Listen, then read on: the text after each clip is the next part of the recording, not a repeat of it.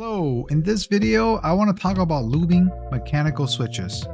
How it is a time-consuming, tedious process, but yet almost everyone that enjoys customizing mechanical keyboards do it. Now, what I put together here is a sampler board. Consists of 6 linears and 6 tactiles. We have Unlubed version and we have the lubed version right next to each other. We're going to play the sound test of them back to back so you can all hear the difference between an unlubed switch versus a lubed switch.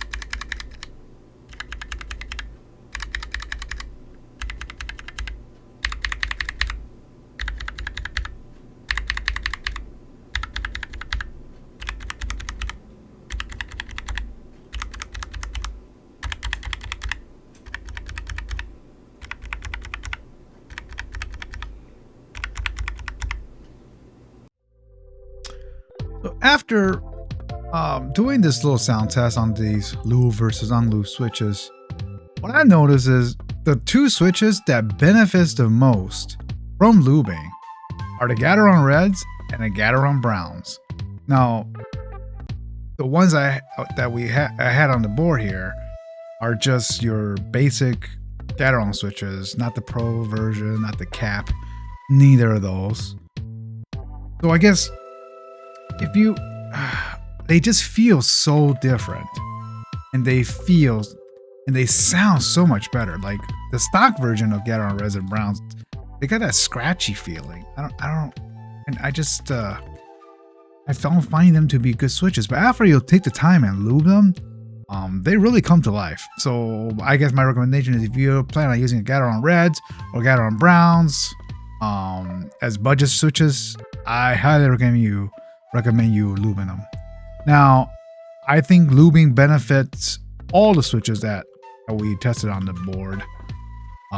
The Akko switches, they benefited them greatly. The Glorious Lynx is another one that really benefited it.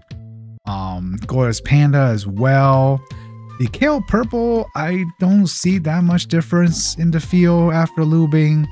The Jelly Blue from Akko was probably the Akko switch that benefited the most from lubing, in my opinion. But the most expensive switch that I had on this board was the Gateron Black Inks. That switch is just one of the best switch I've ever tried, and lubed or unlubed. Lubing makes it a little bit better, but unlubed version of that just as good, just as well. I want to thank you for watching this video, and if you truly like this video, please hit that like button for me, and have a great rest of your day.